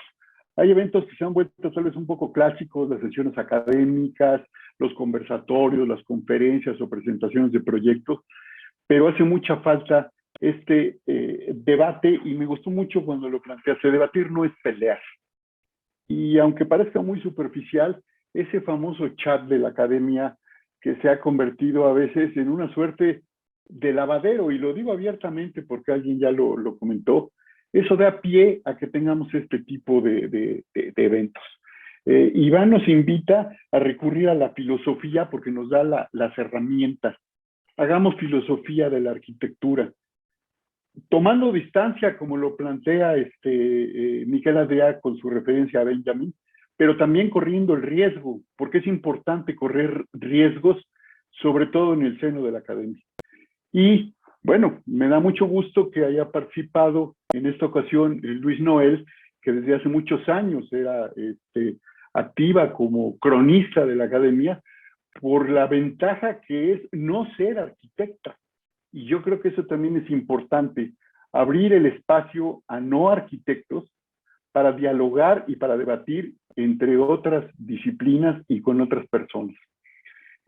Vamos a abrir, y esto lo comunicaremos a todos los miembros de la academia, propuestas para tener académicos honorarios como lo es Lois, porque es importante tener intercambio con esas otras personas desde su punto de vista y aprender. Este hecho de que todo es discutible es precisamente lo que permitirá poner en valor nuevamente a la academia. Porque si todo es discutible, yo estoy seguro que para evitar ese error del absolutismo al que hace referencia Iván, necesitamos entender que la academia no va a plantear una posición única, ni siquiera institucional, porque es muy diversa, como lo estamos viendo el día de hoy. Esto también da pie a nuestro próximo evento, que de una vez se los anuncio. El 14 de diciembre, martes, habrá un debate sobre una cosa que planteamos como tema que se llama los significados de la arquitectura, si es que cabe el tema. Participarán Alejandro Hernández, Tatiana Bilbao, Isadora Hastings, María Eugenia Hurtado, Alejandro Gaitán y Luisa Apiain. Es importante prepararse para manejar con rigor este debate que tanta falta nos hace. Yo le daría la oportunidad a quien levante la mano de nuestros participantes para hacer algunos comentarios. Estamos casi en tiempo, calculamos 1 hora y media para este evento.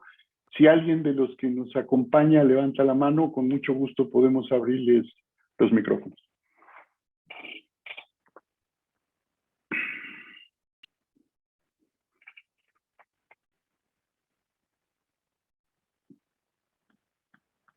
Bueno, pues no han levantado la mano. Lo quiero ver con optimismo porque nos deja muchas posibilidades para futuros encuentros. Sí, alguien levantó la mano, sí, pero no la automática. Lorena Karina. Ok. A ver, Ivonne, si le abrimos los micrófonos, por favor. Ivonne, nuestro asistente de tecnología. Sí, gracias. Muchas gracias. Buenas tardes. Pues justo creo que el objetivo de tener estas sesiones es llevarnos a la reflexión.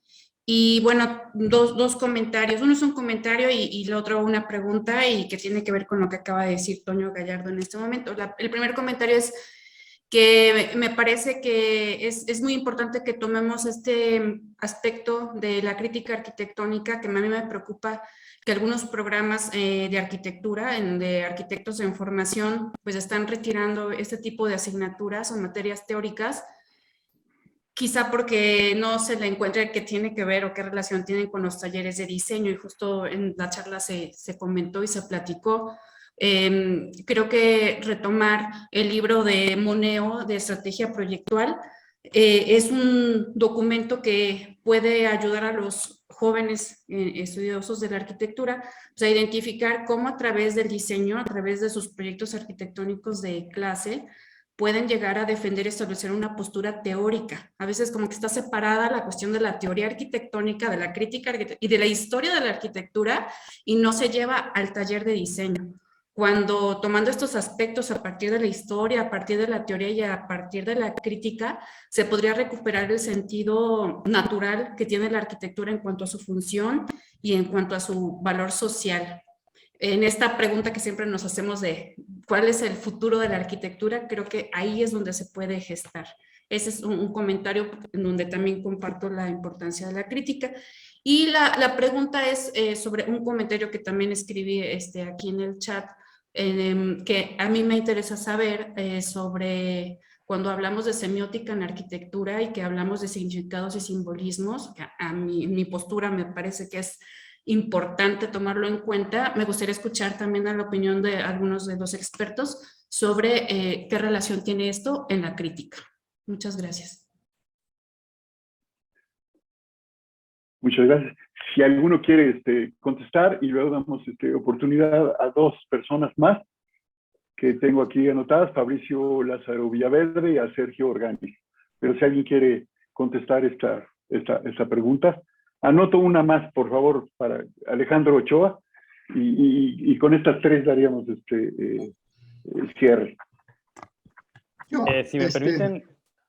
perdón, Iván, adelante. No, muy breve como contestación. Bueno, lo mencioné, para mí, digamos que pues la semiótica, digamos, pues puede ser como una de tantas, digamos, orientaciones que puede tener una crítica, lo comenté por ahí. La crítica puede ser muy general, abordando todos los diferentes matices de la arquitectura, o puede ser muy particular y ser únicamente una crítica específica sobre la semiótica, ¿no? No sé, y básicamente tiene que ver con el usuario y cómo encuentra los significados o cómo los, digamos, adhiere a las obras los significados. No sé exactamente si contesté lo que te preguntaba. Gracias. Yo también quiero añadir, digamos, desde el punto de vista de la estética, digamos, tanto en el punto de vista de la estética como el estudio de la belleza y de lo sublime, pero también la estética como la percepción del entorno mediante los sentidos, la parte de los sentidos que tiene que ver con la estética, le da esa condición a la arquitectura también de una forma de comunicación. O sea, los edificios y los diseños tienen capacidad de comunicar, no comunicar con palabras, sino con formas, es una forma gestual del lenguaje, que creo que tiene mucho que ver con la semiótica, porque todo lo que diseñamos, cuando diseñamos un edificio para una institución religiosa, ese edificio tiene que expresar las aspiraciones de esa institución, o de institución de gobierno, institución financiera, edificio corporativo, o la casa de una persona que se valora mucho a su propio ego, etcétera. Todas esas son manifestaciones semióticas de la arquitectura. Puede ser visto desde muchos puntos de vista. Yo a mis estudiantes les pido que lean La dialéctica de la ilustración, porque Adorno y Horkheimer son especialmente críticos contra, digamos, la capacidad expresiva del arte, en cuanto a que fortalece los intereses de la publicidad y de la propaganda política. O sea, la semiótica puede ser utilizada, digamos, para conseguir fines loables, pero también puede ser utilizada para manipular las conciencias de las personas. Y sí, desde luego, bueno, desde mi punto de vista, en la estética, pues se manifiesta todo eso cuando toca la expresión arquitectónica.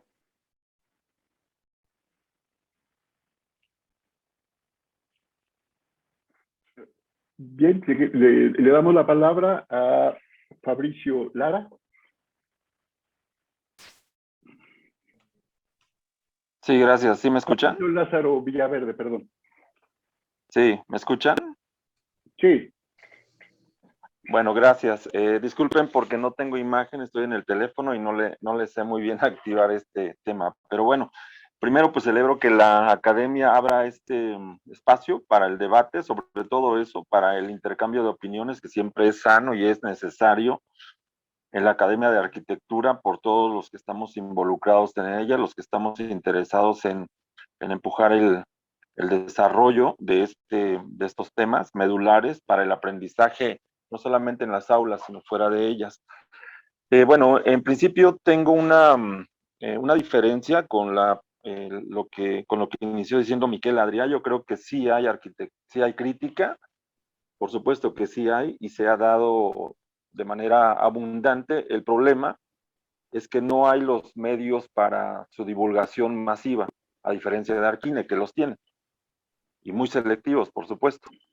En ese sentido, creo que hace falta más órganos de difusión donde las opiniones, las críticas que se hagan desde la academia, desde la práctica profesional, permeen sobre todo a la formación de los estudiantes, la formación de público, y en fin, esa es una tarea pendiente que hay, ¿no? Para equilibrar los medios en los cuales las opiniones o los formadores de opiniones tengan espacio para divulgar lo que consideran importante. Y también, segundo, creo que si nos aferramos a que no tenemos distancia temporal, nos dejaría simplemente como unos espectadores pasivos de las cosas y de los fenómenos que están sucediendo en nuestro momento. Yo creo que Walter Benjamin se refería a que debemos tener una distancia epistemológica con el objeto a hacer una revisión. porque si en los presupuestos que están inherentes en el objeto arquitectónico o urbano solamente nos apegamos a ellos, pues no tendríamos esa distancia. Por lo tanto, creo que sí es posible siempre y cuando al iniciar un proceso de elaboración de crítica, hagamos ese esfuerzo por el distanciamiento epistemológico. Y finalmente creo que hay tres palabras asociadas, o dos palabras asociadas a la palabra de crítica. Primero, criterio, ¿no? ¿Cómo formamos criterio? ¿Cómo formamos esos instrumentos que definen el criterio con el cual observamos las cosas? Y esto nos habla de una formación académica o a través del ejercicio profesional, pero tiene que haber criterio. Y finalmente, cuando la crítica emerge como un instrumento, como una estrategia para observar y analizar la realidad, debe llevarnos a una puesta en crisis del objeto o sujeto y sujeto, porque no solamente vamos a poner en crisis el objeto de nuestro análisis, ¿no?, sino también vamos a poner en crisis al sujeto que fue el autor o es el autor de ese objeto.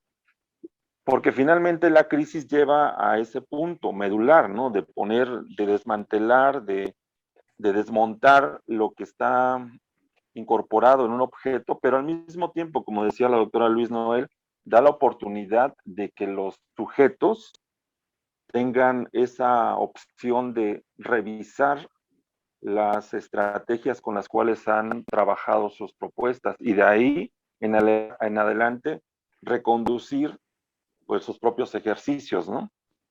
Y bueno, hasta aquí mi comentario. Gracias. Muchas gracias. Si les parece, le damos la palabra a las dos personas que tomamos nota, Sergio Organiz y Alejandro Ochoa. No los quiero limitar en tiempo, nada más ser un poco concretos, para después cerrar con los comentarios si algunas preguntas se generan desde aquí. Adelante, Sergio Organiz. Sí, hola, buenas tardes. Retomando un tema que comentaba el participante anterior sobre la difusión y algo que también comentaban al final de la charla, la pregunta es cómo se puede difundir a la sociedad que pues, no precisamente tiene conocimientos técnicos y que parece muy indiferente a pesar de que vive diariamente rodeado de arquitectura. Y pues sí, ¿cómo se le puede difundir esta arquitectura a ellos, la cultura de la arquitectura, si realmente parecen indiferentes a esto? Gracias. Alejandro Ochoa, por favor. ¿Qué tal? Buenas tardes. Bueno, felicidades a los que organizaron y a los que hablaron en esta mesa. Muchas ideas para reflexionar. Y bueno, a mí me inquieta que no se abordó lo suficiente, según mi punto de vista, el estado de la crítica en México. A lo mejor no era la intención, pero ninguno hizo una mención de cómo ve la crítica en México.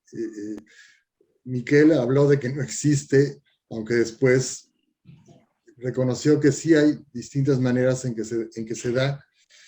Y yo creo que hay alguien que me extraña que no esté aquí, aunque yo sé que no pueden estar todos en una mesa sobre este tema, pero hay alguien que tiene más de 30 años escribiendo de crítica, que es Gustavo López Padilla. Y entonces a mí me gustaría saber cómo ven esa crítica que no es la académica, la más elaborada, la que requiere un aparato crítico muy desarrollado, pero que sí es una crítica incisiva, constante, permanente, que está dando voz a una reflexión sobre lo que está pasando cotidianamente en la arquitectura contemporánea. Entonces yo creo que Gustavo, el mismo Alejandro y Miquel en la columna que tuvieron en Reforma, hacían crítica más inmediata. ¿Y cómo ven esa crítica que es más periodística, que no es tan elaborada, pero que puede tener un impacto precisamente porque es la más cercana que tenemos? ¿Cómo ven esa crítica que, por cierto, se da poco, efectivamente, en México? Gracias. A ver si desea contestar Miquel o alguno de los demás. Sí, con mucho gusto. Yo creo que, y de algún modo lo he apuntado antes, yo creo que no es necesario preocuparnos tanto porque la crítica de la arquitectura desborde la propia cancha, digamos, el propio campo estrictamente arquitectónico. Es decir, cuando hacemos crítica de arquitectura en el sentido más canónico, creo que su lugar de confort, su lugar en el que están los interlocutores para ese diálogo, es el campo propiamente de la arquitectura, bien sea el académico, el de las publicaciones, el de los foros, etc. Creo que es y solo es cuando ese discurso es más transversal desde la arquitectura, pero con conexiones a temas que tienen un impacto urbano, a temas que tienen un impacto sociológico, a temas que tienen hasta un impacto en el campo educativo en la medida que sea coyuntural, trascienden de su propia cancha y entonces se encuentran ese lugar. Es decir, autores como el que mencionas, Alejandro, pues lo publicamos cada 15 días también en Arquine y encuentra ahí también pues, al lector ávido pues, por entender, por llegar a conocer esas arquitecturas que nos propone visitar y analizar a fondo el mismo Gustavo o distintos autores, pero solo cuando el tema realmente sale de lo propiamente endógeno, tiene interés fuera de cancha, igual que les pasa a los cardiólogos.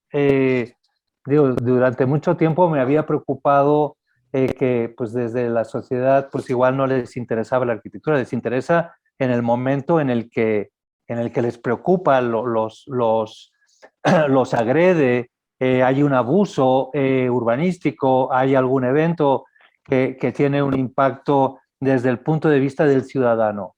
Entonces, esa crítica pues encuentra esa cancha natural en canchas más grandes, sino dentro de los propios canales es donde se puede establecer ese diálogo. Entiendo que así es y así sucede también no solo en México, sino en otros países.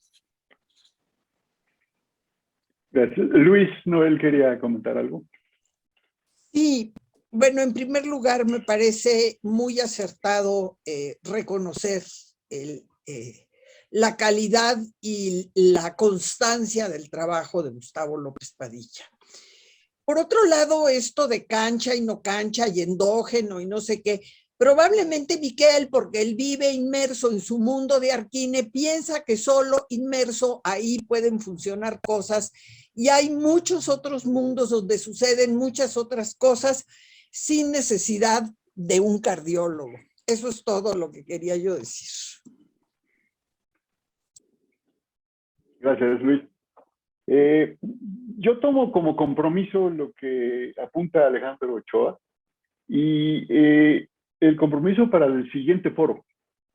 Y me comprometo, pero espero el apoyo de los que han participado aquí para convertir esto en un seminario permanente, con la periodicidad que las condiciones lo permitan, porque es un objetivo de la academia que se tiene que cumplir y los académicos, todos los que somos miembros de ella, y no únicamente los que administrativamente tenemos una carga. Yo haré mi trabajo, soy secretario, pero necesitamos la participación de todos ustedes. Hoy que es más abierto esto, con todas las limitaciones, está grabado en Facebook Live, estará en el canal de YouTube y creo que será trascendente también en las escuelas y facultades de arquitectura.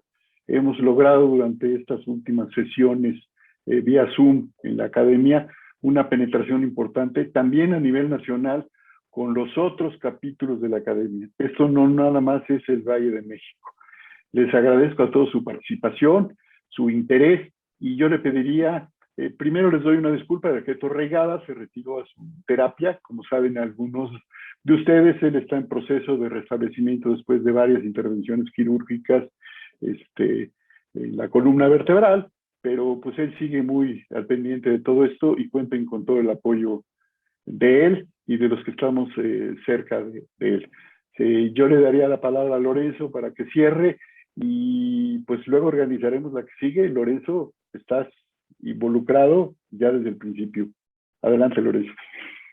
Muchas gracias, pero también me gustaría escuchar lo que quería decir Iván, que estaba levantando. No, gracias, Lorenzo. No, era nada más decir que coincidía con Alejandro Ochoa. Creo que hace falta mucho acercarnos al gran público. Hace falta pues tener una presencia hemerográfica. No podemos culpar a los usuarios de que no demanden crítica si no existe crítica hemerográfica seria, pues, ¿no? Era simplemente recalcar que coincido con esa falta que detectaba Alejandro. Gracias. Bueno, y pues yo también solo me queda pues agradecer sobre todo pues al público también que haya tenido la paciencia de seguir nuestros argumentos hasta el final y aportar sus propias visiones y preguntas. Desde luego que vamos a seguir adelante esto que nos invita a hacer Antonio Gallardo. Probablemente pues yo ya no me voy a proponer de nuevo como moderador, pero voy a estar muy al pendiente de que podamos invitar a gente, sobre todo que de alguna manera también pertenece a un circuito periférico de crítica, ¿no? Porque en específico, digamos, la crítica en México, bueno, yo no puedo hablar del panorama general, yo solo puedo hablar desde donde yo participo, ¿no? Pero la que yo consumo, por así decirlo, también como lector, no solo está en los medios impresos y, digamos, en los medios más difundidos. O sea, hay cantidad de blogs que leemos todos los días en la red.